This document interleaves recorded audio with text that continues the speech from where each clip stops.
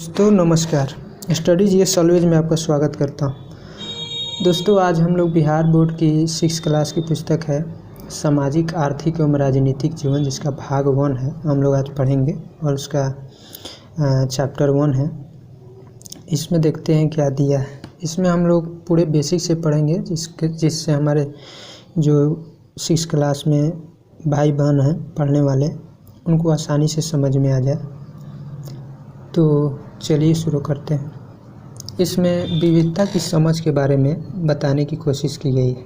क्या है विविधता, उसको समझाने की कोशिश की गई है कि हम अपने आसपास जो अलग अलग प्रकार के लोगों को देखते हैं, उनके खान पान को देखते हैं, उनकी भाषा को देखते हैं, तो सबका अलग अलग और जीवन का शैली सबका अलग अलग है। इसी को समझाने की कोशिश की गई है इस चैप्टर में, इस चैप्टर के माध्यम से। तो चलिए शुरू करते हैं। क्या है, जब हम लोग अपनी कक्षा आसपास पड़ोस पर नज़र दौड़ाते हैं तो हमारे समान कोई नहीं दिखता। आखिर हम लोग एक समान क्यों नहीं दिखते? हमारे बीच विभिन्नता पाई जाती है। रंग रूप, रहन सहन, खान पान, वेशभूषा, जीवन यापन, भाषा एवं त्योहारों के अतिरिक्त और भी बहुत सारी विभिन्नताएं हैं। कक्षा में बैठे हुए विद्यार्थियों के रंग रूप, वेशभूषा, शारीरिक आकार आदि में जो भिन्नताएं दिखती हैं, वह आपकी कक्षा को विविधता प्रदान करते हैं।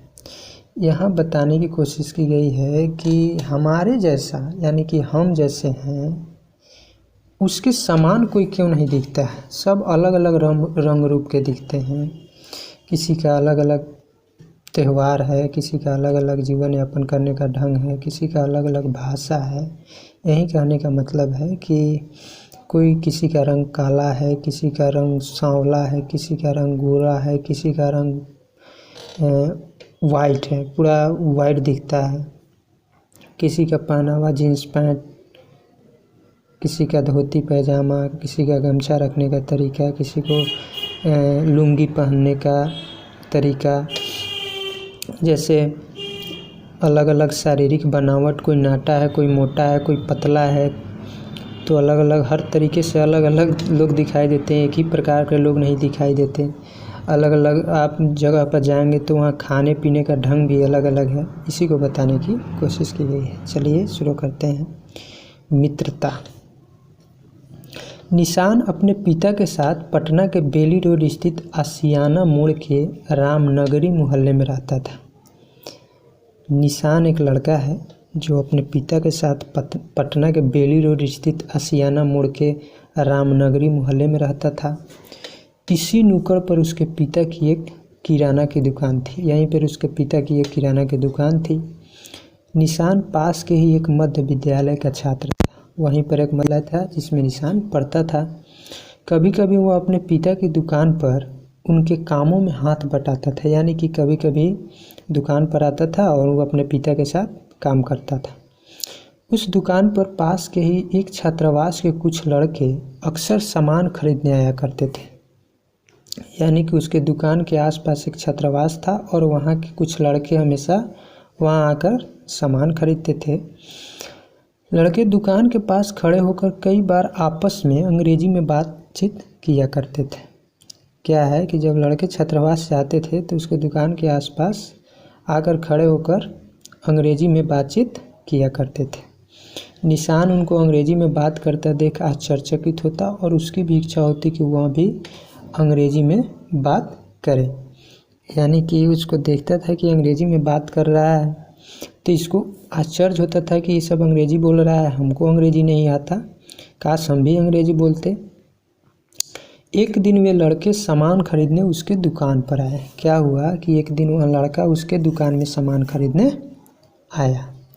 उन्होंने सामान खरीदने के क्रम में उसका नाम पूछा तो उसने अपना नाम निशान बताया। जो लड़का छात्रावास का था वो सब इसके दुकान में एक दिन सामान खरीदने आया और इससे उसका नाम पूछा सामान खरीदते वक्त। तो इसने अपना नाम क्या बताया, जो दुकान में काम करता था लड़का, अपना नाम निशान बताया। तो अपने साथी की ओर इशारा करते हुए लड़कों ने कहा कि इसका भी नाम निशान है, यानी कि उस लड़कों के समूह में भी किसी का नाम निशान था, तो अपने साथी को बता रहा था कि इसका भी नाम निशान है। अरे देखो, मतलब अपने साथी को बता रहा है कि अरे देखो, अपने साथी को इशारा करते हुए लड़कों ने कहा इसका भी नाम निशान है।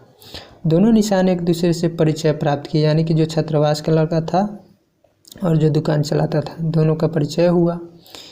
एक निशान 5वीं कक्षा का छात्र था, ठीक है, एक निशान क्या है, 5वीं कक्षा का छात्र था। तो दूसरा निशान, जिसका पूरा नाम निशान अहमद था, इंजीनियरिंग अंतिम वर्ष का छात्र था।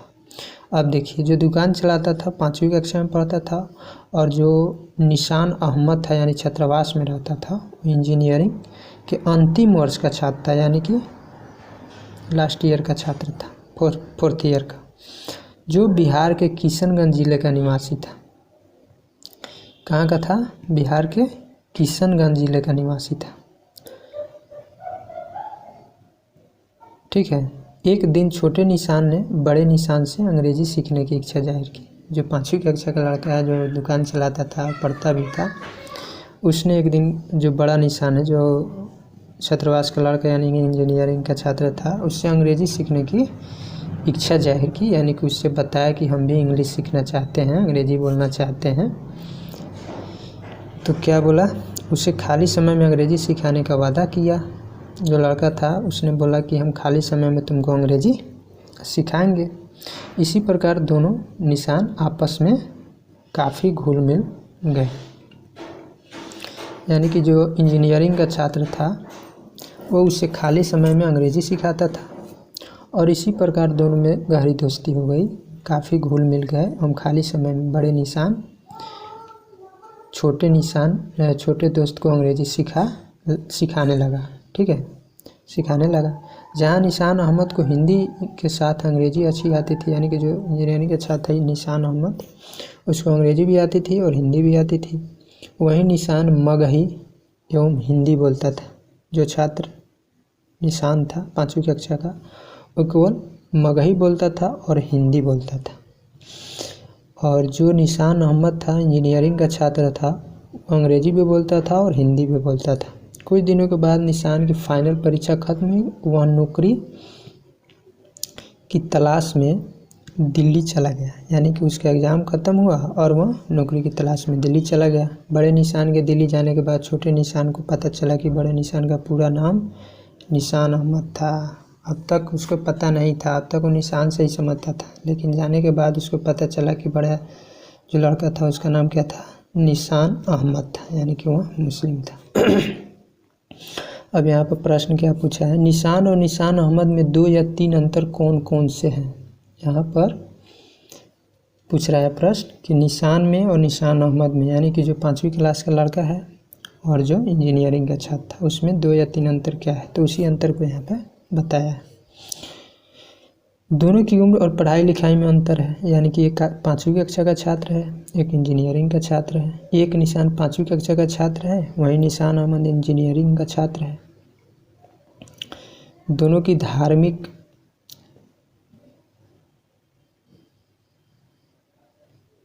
ठीक है, सॉरी भाई क्या हो गया, चलिए ठीक है। क्या कर रहा है, दोनों की धार्मिक एवं सामाजिक पृष्ठभूमि भी अलग है, यानी कि एक दुकान चलाता था, जाहिर सी बात है गरीब है, और एक अच्छे पृष्ठभूमि से है। धार्मिक पृष्ठभूमि में देखिए तो एक हिंदू है, एक मुसलमान है। जहाँ निशान अहमद किशनगंज का एक मुसलमान है, वहीं निशान पटना का एक हिंदू है। जो 5वीं कक्षा का छात्र था, वह निशान यानी छोटा वाला निशान हिंदू है, बड़ा वाला निशान क्या है, मुसलमान है। छोटा वाला पटना का रहने वाला है, बड़ा वाला किशनगंज का रहने वाला है। इन सभी अंतरों के बावजूद दोनों में दोस्ती हुई। यहाँ बताने की कोशिश की गई है कि इतना अंतर है, एक इंजीनियरिंग का छात्र है, एक 5वीं क्लास का छात्र है, एक मुसलमान है, एक हिंदू है, एक हिंदी और मगही केवल जानता है और एक इंग्लिश बोलता है, हिंदी भी बोलता है, उसमें भी दोस्ती हो गई। यही बताने की कोशिश की जा रही है कि इतना अंतर होते हुए भी दोनों में दोस्ती हो गई। इस प्रकार हम देखते हैं कि खान पान, पहनावा, धर्म, भाषा, रंग, रूप, आकार आदि विभिन्नताएं होते हुए भी मित्रता के एक सूत्र में बंधे हुए थे। यानी कि बहुत अंतर था, खान पीन का अंतर था, क्योंकि हिंदू अलग है, मुसलमान अलग है, उसका धर्म अलग है, उसकी भाषा अलग थी, इसका भाषा अलग था, रंग रूप भी अलग था। एक 5वीं कक्षा का छात्र यानी जाहिर है छोटा सा बच्चा और एक इंजीनियरिंग का छात्र फाइनल कर चुका है। तो यही अंतर बताया गया है कि इतना अंतर होते हुए भी दोनों में दोस्ती हो गई। अब क्या प्रश्न है कि उन त्योहारों की सूची बनाइए जो निशान अहमद एवं निशान मनाते होंगे। निशान अहमद यानी मुसलमान, तो मुसलमान कौन से त्यौहार मनाते हैं, और निशान जो हिंदू है कौन सा त्यौहार मनाता है। तो निशान ईद मनाता होगा, बकरीद मनाता होगा, और निशान अहमद ईद बकरीद मनाता होगा, और निशान जो था हिंदू लड़का दीपावली, छठ, दशहरा ये सब मनाता होगा। यही सब अंतर है। विविधता हमारे जीवन को समृद्ध करती है। विविधता हमारे जीवन को क्या करती है? समृद्ध करती है। तो कैसे करती है उसको देखते हैं। देखिए, जैसे निशान अहमद और निशान दोनों दोस्त बने, ठीक वैसे ही आपके भी साथी होंगे। यहाँ पर बताने की कोशिश की जा रही है कि जैसे निशान अहमद और निशान दोनों दोस्त बने, ठीक वैसे ही आपके भी साथी होंगे। यानी कि आपके भी कोई साथी होंगे, आपसे कुछ अलग होंगे। ठीक, आपने शायद उनके घर में अलग तरह का खाना खाया होगा, उनके साथ त्यौहार मनाए होंगे, उनका रहन सहन में थोड़ी बहुत उनकी भाषा भी सीखी होगी। इसी प्रकार विभिन्न प्रदेशों के खान पान में भी अंतर देखने को मिलता है। बिहार के लोग लिट्टी चोखा पसंद करते हैं, यानी कि बिहार का लिट्टी चोखा बहुत मशहूर है। वहीं पंजाब के लोग मक्के की रोटी और सरसों की साग बहुत चाव से खाते हैं, यानी बहुत पसंद करते हैं। पश्चिम बंगाल में मछली चावल बहुत लोग खाता है, बहुत चाव से खाते हैं। दक्षिण भारत के राज्य में जैसे तमिलनाडु है, केरल है, आंध्र प्रदेश के लोग इडली, डोसा और सांभर खाना पसंद करते हैं। तो देखिए यहाँ खाने पीने का अंतर अलग अलग है। बिहार में लिट्टी चोखा, पश्चिम बंगाल में मछली चावल प्रसिद्ध है। उसके बाद साउथ में आप जाइएगा तमिलनाडु, यानी दक्षिण भारत में तमिलनाडु, केरल और आंध्र प्रदेश में इडली, डोसा, सांभर प्रसिद्ध है। पंजाब में आप जाइएगा तो वहाँ पर मक्के की रोटी और सरसों की साग प्रसिद्ध है। अब जैसे यहाँ पर बताया गया है, क्या है, लिट्टी चोखा अपना बिहार का, उसके बाद मछली चावल है बंगाल का, और यहाँ क्या है, दक्षिण भारत का प्रसिद्ध इडली डोसा है। दक्षिण भारत ये थाली है, एक गुजरात की थाली है। यहाँ का क्या कह रहा है, शिक्षक की सहायता से बिहार के अलग अलग जिलों के प्रसिद्ध व्यंजनों की एक सूची तैयार करो। ये आपका काम है कि शिक्षक की सहायता से क्या कीजिए, आप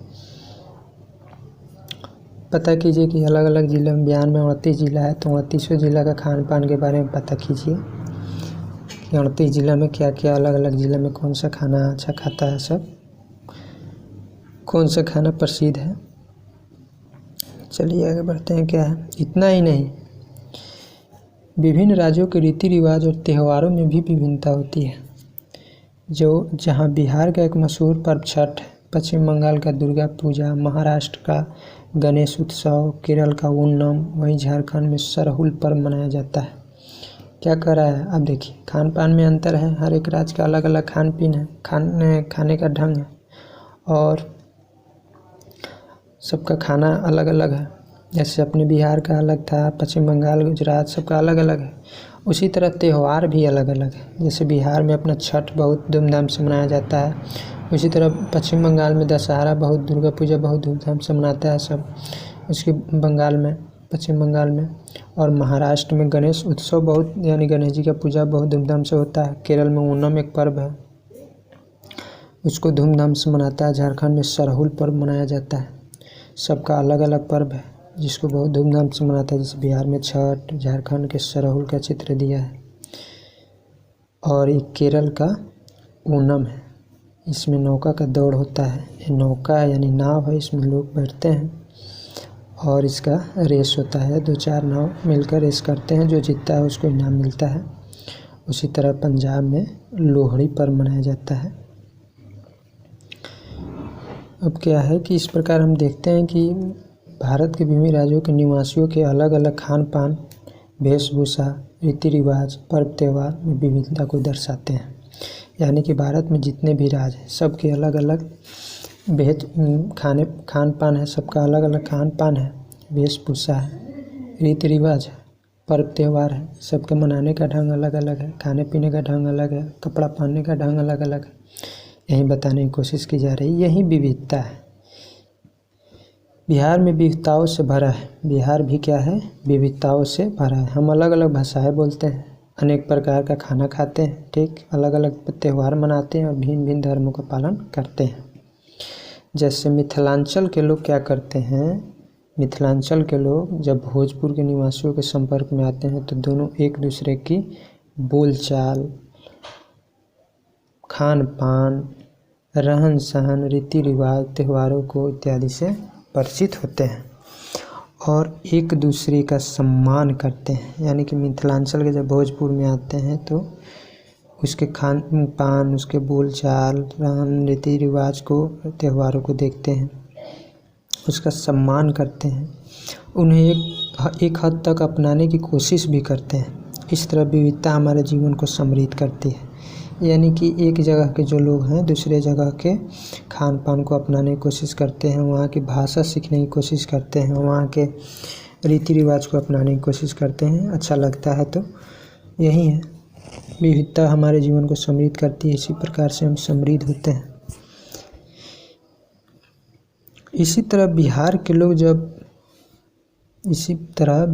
लोग जब भारत के अन्य राज्यों जैसे दिल्ली, मुंबई, पश्चिम बंगाल, पंजाब, हरियाणा, गुजरात में काम अथवा व्यवसाय करने जाते हैं तो वहाँ के स्थानीय लोगों की भाषा, रहन सहन, रीति रिवाज, खान पान, त्यौहार का प्रभाव उनके जीवन पर पड़ता है। यानी कि जब बिहार के लोग अलग अलग राज्यों में जाते हैं तो वहाँ का खान पान देखते हैं, वहाँ के कपड़ा पहनने का ढंग देखते हैं, वहाँ के रीति रिवाज को देखते हैं तो उससे प्रभावित होते हैं। उनको अच्छा लगता है तो उसको अपनाने की कोशिश करते हैं।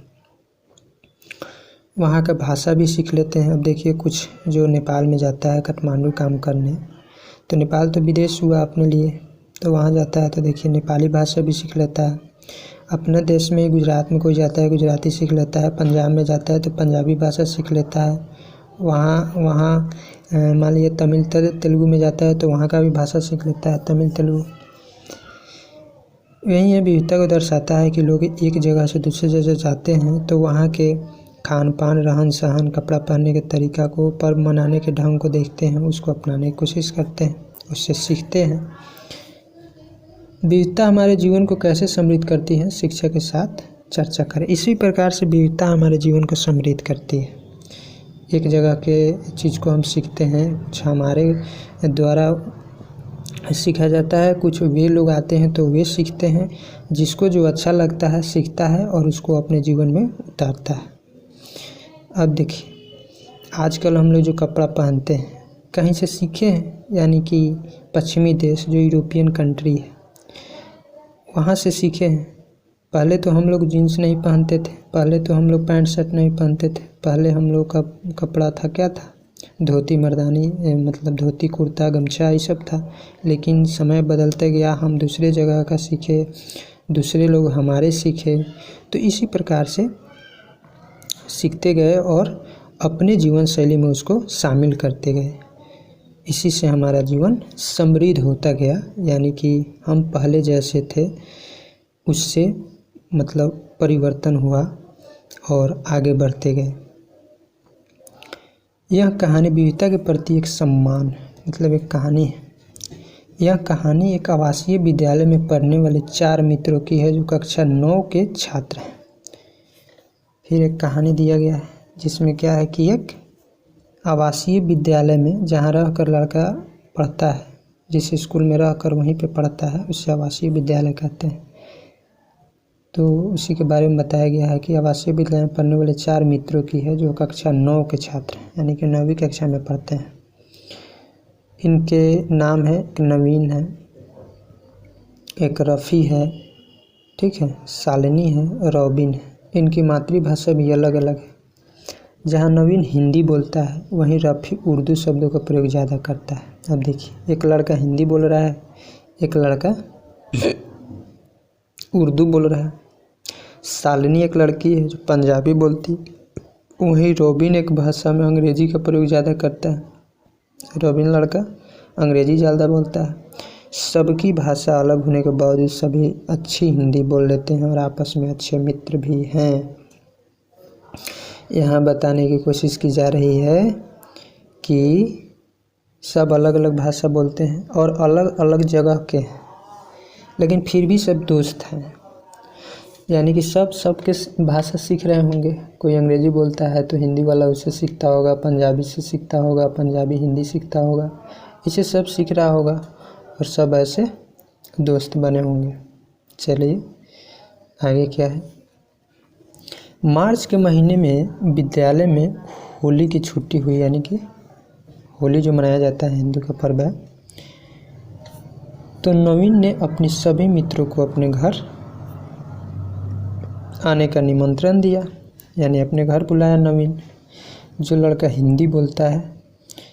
होली के दिन सभी नवीन के घर पहुंचे। नवीन और उसके माता पिता ने बच्चों का जोरदार स्वागत किया। सभी बच्चों ने मिलजुल कर रंग खेला एवं एक दूसरे को अबीर गुलाल लगाया। यानी कि नवीन सभी लड़का को अपने घर बुलाया था होली के दिन। होली की छुट्टी में बाकी सब लड़के नवीन के घर आए थे।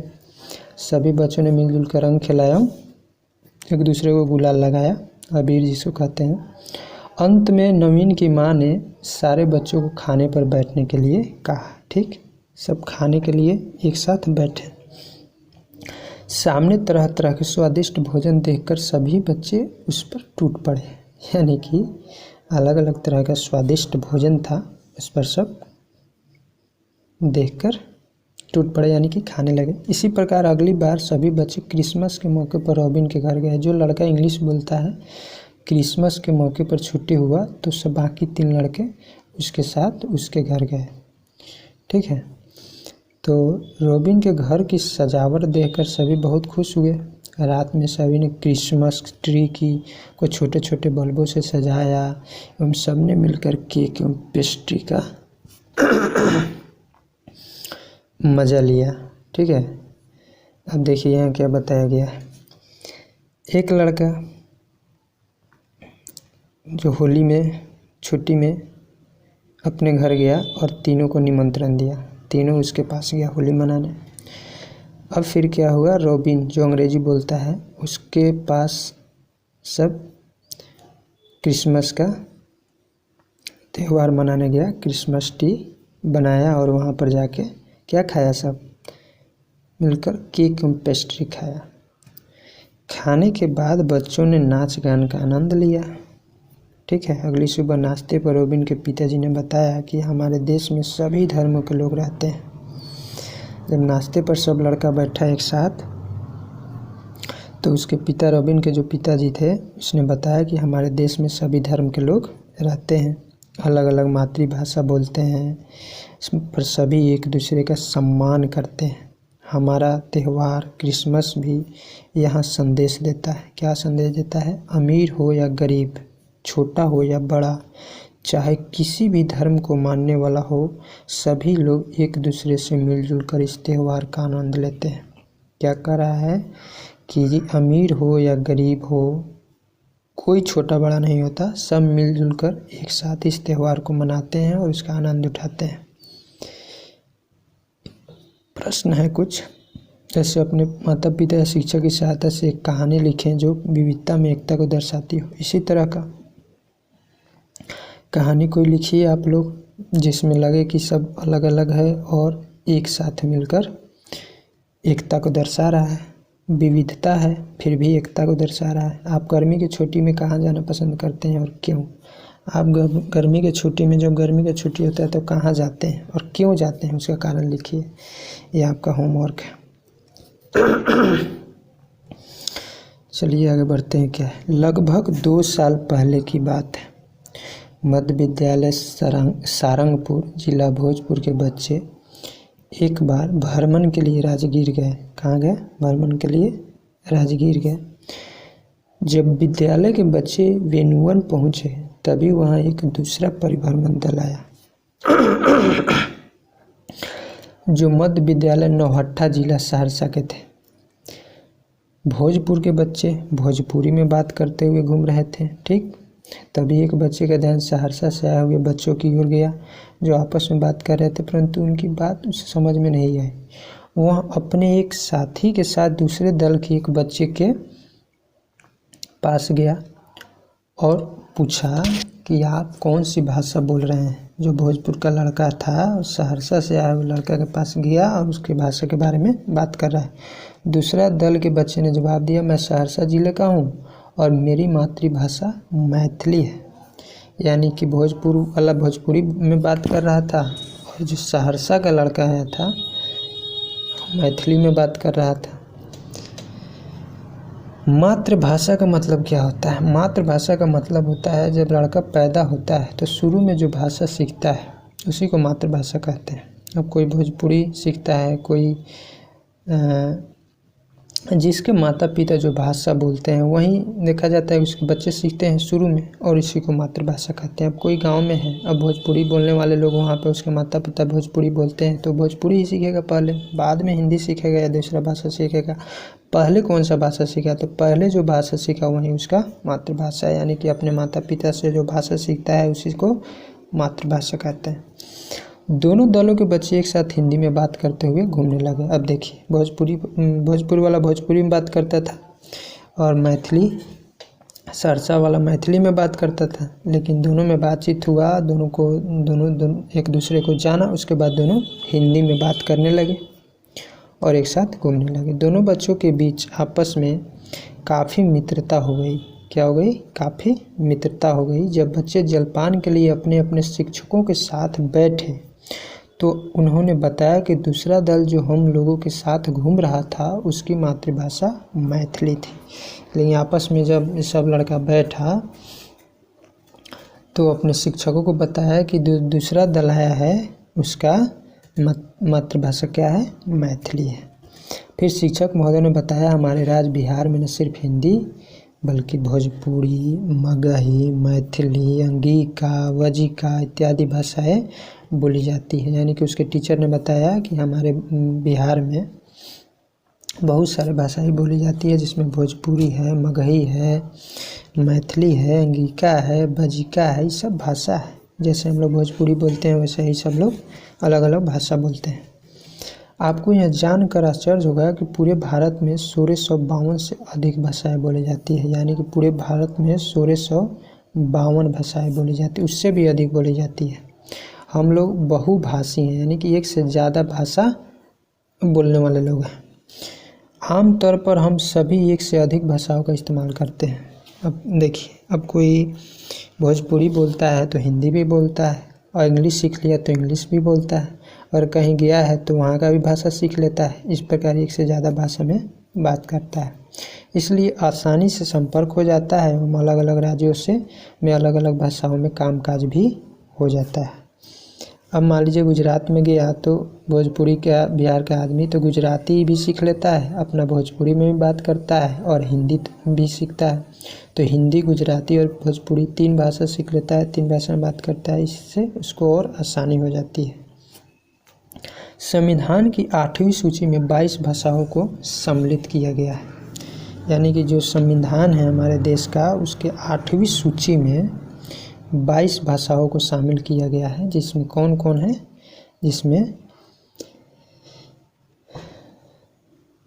22 भाषा शामिल है, उसको यहाँ पर नहीं लिया गया है। शिक्षा की मदद से तालिका को भरें। राज्य का नाम, बोले जाने वाली भाषा। अब जैसे बिहार में कौन भाषा बोली जाती है? उत्तर प्रदेश की भाषा, पंजाब की भाषा, कर्नाटक। तो बिहार में कौन भाषा बोली जाती है? भोजपुरी। उत्तर प्रदेश में मगधी, उत्तर प्रदेश में अवधी, पंजाब में पंजाबी, कर्नाटक में कन्नड़, तमिलनाडु में तमिल, केरल में भी मलयालम, पश्चिम बंगाल में बंगाली, उड़ीसा में उड़िया, मणिपुर में मणिपुरी भाषा, असम में असामी है, गुजरात की गुजराती, महाराष्ट्र का मराठी। सब भाषा अलग अलग राज्यों का अलग अलग भाषा है। ऊपर हम विविधता के बारे में पढ़ चुके हैं। हमने यह भी देखा कि विविधता हमारे जीवन में को समृद्ध बनाती है। यानी कि हमारे जीवन को विविधता क्या करती है? समृद्ध बनाती है। यानी कि अभी हम लोग ऊपर पढ़े किस प्रकार से अलग अलग भाषा, अलग अलग स्टेट के अलग अलग बोलचाल वाले लोग, अलग अलग खाना खाने वाले लोग, अलग अलग त्यौहार मनाने वाले लोग एक दूसरे के साथ जब मिलते हैं तो एक दूसरे से बहुत कुछ सीखते हैं और उसको जो उसको अच्छा लगता है उसको अपने जीवन में शामिल करते हैं। जिस प्रकार से आज हम लोग इडली क्या खाते हैं, लिट्टी खाते हैं, समोसा खाते हैं, जलेबी खाते हैं, उसके बाद क्या खाते हैं, चाउमीन, बर्गर, ये सब अपने देश का नहीं है, कहीं से न कहीं से इसको सीखा गया है तो अपने देश में आया है। पहले ये सब अपने देश में नहीं था। तो इसी तरह से एक दूसरे से एक जगह से दूसरी जगह जब लोग जाता है तो वहाँ का कुछ भाषा सीखता है, खाने पीने का तरीका सीखता है, उसके बाद उसका भाषा त्यौहार के बारे में जानता है, उसके जगह को जानता है, उसके पहनावे ओढ़ावे को सीखता है। पहनावे ओढ़ावे को जैसे हम लोग आज जीन्स पहन रहे हैं तो यह कहीं से सीखे हैं, क्योंकि पहले तो हमारे पूर्वज जीन्स नहीं पहनते थे। तो यही है, इसी प्रकार से लोग धीरे धीरे विकसित होते जाता है, समृद्ध होते जाता है, एक जगह से दूसरी जगह जाता है, वहाँ का कुछ सीखता है और जो जाता है उससे भी वहाँ के लोग कुछ सीखते हैं। इसी प्रकार से लोग समृद्ध होते जाते हैं। यहाँ पर अब क्या है कि ऊपर हम विविधता के बारे में पढ़ चुके हैं। ठीक, हमने यह भी देखा कि विविधता हमारे जीवन को समृद्ध बनाती है, परंतु समाज में कुछ ऐसी घटनाएं भी होती हैं जिससे हमें दुख होता है। कुछ लोग अपने विचारों को ही श्रेष्ठ समझते हैं, हम दूसरों को हीन दृष्टि से देखते हैं। समाज में व्याप्त शिक्षा, अविश्वास, गरीबी, स्वार्थ इत्यादि के कारण भेदभाव एवं असमानता देखने को मिलती है। अब देखिए क्या होता है कि अब कोई है कि अपने भाषा को ही अच्छा समझने लगता है, दूसरे के भाषा को अच्छा हीन दृष्टि से देखता है, यानी कि उसको लगता है कि हमारा ही भाषा सर्वश्रेष्ठ है, उसका अच्छा नहीं है, या उसका त्यौहार अच्छा नहीं है, हमारा त्यौहार अच्छा है। तो इस प्रकार से क्या होता है, मतभेद बढ़ता है। तो ऐसा नहीं होना चाहिए, इसी को बताने की कोशिश की गई है। ये भेदभाव अमीर, गरीब, पढ़े लिखे और अनपढ़, सवर्णों एवं दलित, महिलाओं और पुरुषों का हो सकता है। यानी कि इसमें भी होता है कि अमीरी गरीबी का भेदभाव होता है। कोई अनपढ़ है तो कोई पढ़ा लिखा है, उसमें भी भेदभाव हो जाता है। कोई गरीब है, कोई धनिक है, इसमें भेदभाव है। कोई दलित है, कोई महिला है, कोई पुरुष है, इसमें भेदभाव हो जाता है। तो भेदभाव का तो बहुत तरीका है, बहुत तरीके से भेदभाव हो जाता है और भेदभाव नहीं करना चाहिए, आपस में मिलजुल कर रहना चाहिए। जैसे एक कहानी के माध्यम से बताने की कोशिश की रही है। कहानी को देखते हैं क्या है। राम जीवन सुपौल जिला के सुखपुर गांव का एक प्रतिष्ठित व्यक्ति था। वो विवाह के 10 वर्षों के पश्चात उसके घर में एक लड़की का जन्म हुआ। जब विवाह हो गया उसके 10 वर्ष बाद उसके घर में एक लड़की का जन्म हुआ। राम जीवन की चाह तो बेटे की थी, पर बेटी पाकर भी वह संतुष्ट थे। यानी कि चाहता तो बेटा था, लेकिन बेटी हुआ फिर भी संतुष्ट था। बेटे की चाह में 1 वर्ष बाद पुनः बेटी होती है, यानी कि 2 बेटियां होने के कारण वह काफ़ी चिंतित रहने लगा। बेटे की चाहत में वह मंदिर मस्जिदों में हाथ जोड़ने और मन्नतें मांगने लगा। यानी कि इधर उधर घूमने लगा, कभी मंदिर कभी मस्जिद, चारों तरफ घूमने लगा बेटा के चाहत में, और भगवान से प्रार्थना करने लगा कि हमको बेटा हो। इसी तरह 5 वर्ष बीत जाने के बाद आखिरकार तीसरे बच्चे के रूप में उसे पुत्र की प्राप्ति हुई। एक बेटा हुआ 5 वर्ष के बाद। खुशी के मारे उसने पूरे गांव में भोज की व्यवस्था की। इतना ना खुश हो तो पूरे गांव में भोज की व्यवस्था कर दिया, पूरे गांव को खिलाया। गुजरते समय के साथ माता पिता दोनों बेटियों की अपेक्षा बेटे के रहन सहन, खान पान, पहनावा, खेल कूद आदि पर विशेष ध्यान देते थे। यानी कि देखिए यहाँ भेदभाव शुरू कर दिया कि बेटी से ज़्यादा बेटा को कपड़ा रहन सहन पर ज़्यादा ध्यान देता था, उसके खान पान पर ज़्यादा ध्यान देता था, उसके खेल कूद पर यानी पहनावा पर ध्यान देता था। यानी कि इसके लिए कपड़े खरीद लिए जाते होंगे। बेटियों की अपेक्षा इस पर ज़्यादा, यानी कि कहिए कि मान दुलार इसका ज़्यादा होता था।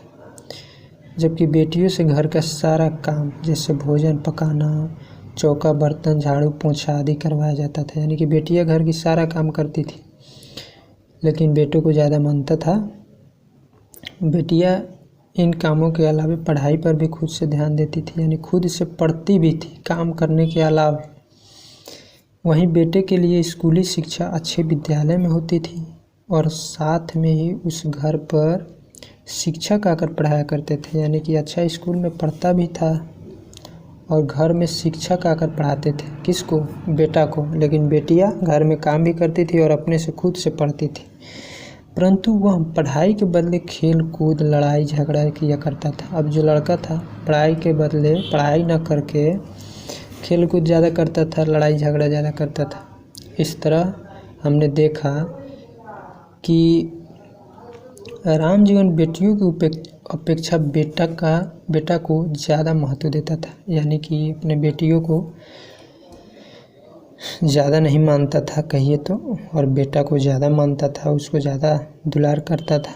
वह बेटा एवं बेटी में भेदभाव करता था, यानी कि बेटा को ज़्यादा मानता था, दुलारता था, बेटी को कम मान दुलारता, यानी कि दोनों में भेदभाव करता था, जो लैंगिक असमानता को दर्शाता है।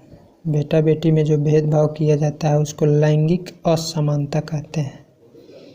क्या कहते हैं? लैंगिक असमानता। ऐसे लोग अपनी अज्ञानता एवं संकुचित मानसिकता के कारण समाज में होने वाले परिवर्तन को नज़रअंदाज करते हैं। ऐसे ही लोग जिसका माइंड संकुचित है, यानी कि दिमाग कम है, बुद्धि कम है, ऐसे कहिए, जो अज्ञानी है, अपने बाल बच्चों में भेदभाव करता है। ऐसा नहीं करना चाहिए। इतिहास साक्षी है कि लड़कियां उन्हें धरती से लेकर आकाश तक अपनी कामयाबी के परचम लहराए हैं। इतिहास में केवल लड़के ही नहीं काम किए हैं, लड़कियां भी एक से बढ़कर एक काम की है। क्या आपको लगता है कि लड़कियों के साथ भेदभाव होना चाहिए? प्रश्न है कि लड़कियों के साथ भेदभाव होना चाहिए? इसका आंसर होगा कि नहीं। समाज में सबके साथ समान व्यवहार होना चाहिए। बेटा बेटी एक समान होता है, सबको समानता का अधिकार है, सबको मानना चाहिए, सबको दुलारना चाहिए, सबको पढ़ने का अधिकार है, सबको अच्छे कपड़े पहनने का अधिकार है। भेदभाव करने से नफरत बढ़ता है और सबको दुख होता है। ऊपर की कहानी लैंगिक भेदभाव को दर्शाती है, परंतु समाज में सिर्फ लैंगिक भेदभाव ही है, बल्कि निःशक्तों एवं समान, सवर्णों एवं दलितों के साथ अमीर और गरीब के बीच अंतर की घटनाएं भी हमें देखने को मिलती है। आपने भारत रत्न डॉक्टर भीमराव अम्बेडकर का नाम सुना होगा, ये उसके बारे में जानते हैं। अब देखिए, लैंगिक असमानता यानी कि स्त्रीलिंग पुल्लिंग, कोई लड़का है लड़की है, उसमें असमानता, उसमें भेदभाव होता है। महिला पुरुष में भेदभाव होता है। कोई समाज में भेदभाव अमीर गरीब को लेकर होता है, कोई छोटे जाति का है, कोई बड़ा जाति का है, उसमें भेदभाव होता है। तो ये सब भेदभाव नहीं होना चाहिए। वैसा ही ये कहानी लिया गया है डॉक्टर भीमराव अम्बेडकर का, जो हमारे संविधान को लिखे थे। तो आइए उनके कहानी को देखते हैं, उनके साथ क्या हुआ था। डॉक्टर भीमराव अम्बेडकर 1891 से 1956, यानी कि 1891 में इनका जन्म हुआ था, उनकी मृत्यु 1956 में हुई थी। महार जाति में हुआ था। इनका जन्म कहाँ हुआ था? महार, यानी कि चमार जाति में, जो अछूत मानी जाती थी। चमार जाति को अछूत मानी जाती थी, तो चमार जाति के घर में इनका जन्म हुआ। महार लोग गरीब होते थे, उनके पास ज़मीन नहीं होती थी और उनके बच्चों को वहीं काम करना पड़ता था जो खुद करते थे। यानी कि चमार जाति के लोग गरीब होते थे, उनके बच्चे वहीं काम करते थे जो उनके पिता करते थे। उन्हें गाँवों के बाहर रहना पड़ता था, यानी कि गाँव के अंदर वो लोग नहीं रह सकते थे, उनको गाँव के बाहर रहना पड़ता था। गाँव के अंदर जाने की इजाज़त नहीं होती थी। देखिए कितना भेदभाव होता था। डॉक्टर अंबेडकर अपनी जाति के पहले व्यक्ति थे जिन्होंने अपनी कॉलेज की पढ़ाई की, यानी कि अपने जाति के ये पहले व्यक्ति थे जिन्होंने कॉलेज की पढ़ाई की। बहुत बड़ी बात है। पढ़ाई पूरी की और वकील बनने के लिए इंग्लैंड भी गए, यानी कि विदेश भी गए। उन्होंने दलित वर्ग के लोगों को अपने बच्चों को स्कूल कॉलेज भेजने के लिए प्रोत्साहित किया। इन्होंने बताया दलित वर्गों को कि अपने बच्चों को पढ़ाओ, स्कूल कॉलेज भेजो, ठीक है। और अलग अलग तरह की सरकारी नौकरी करने को कहा ताकि वे जाति व्यवस्था से बाहर निकल पाएँ, आर्थिक स्थिति उनकी सुदृढ़ हो, उनके पास भी पैसे हो, उनका भी मान सम्मान बढ़े। तो ये अपने जाति के लोगों को समझाते थे। दलितों के मंदिर में प्रवेश के लिए कई प्रयास किए जा रहे थे, उनको डॉक्टर अम्बेडकर ने नेतृत्व किया। बताइए, दलितों को मंदिर में भी प्रवेश नहीं दिया जाता था। उनका मानना था कि दलितों को जाति प्रथा के खिलाफ अवश्य लड़ना चाहिए।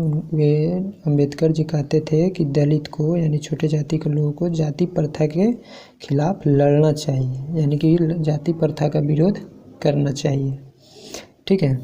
और ऐसा समाज बनाने का प्रयास करना चाहिए जिसमें सबकी इज्जत हो, सबका मान सम्मान हो, सबको लोग अच्छे से माने, सबसे अच्छे से बात करे, सबके अच्छे से रिश्ते हो। लंबे समय तक दलित लोगों को शिक्षा, स्वास्थ्य, धार्मिक क्रियाकलापों से वंचित रखा गया, यानी कि इनको पढ़ने लिखने का अधिकार नहीं था। इनको स्वास्थ्य यानी कि अस्पताल में इन लोगों का इलाज नहीं होता था। धार्मिक क्रियाकलापों से वंचित रखा जाता था, यानी कि इनको मंदिरों में प्रवेश नहीं था। इतना बहुत ज़्यादा भेदभाव किया जाता था। यहाँ तक उन्हें सार्वजनिक मंदिरों में घुसने तक नहीं दिया जाता था, यानी मंदिर में अलाउ नहीं था इनको जाना।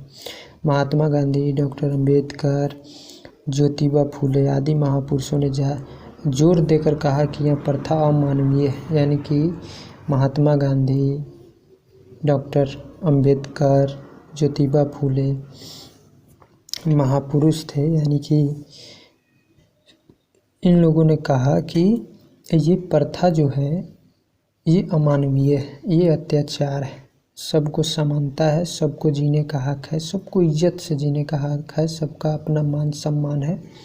इन लोगों का कहना था कि सबके साथ बराबरी का व्यवहार होना चाहिए। न्याय तभी हो सकता है जब सब लोगों के साथ बराबरी का व्यवहार हो।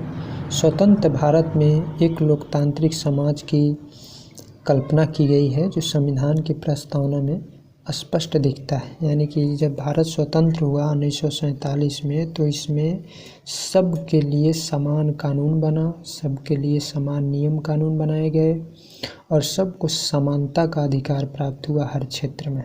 यही बताने की कोशिश की गई है।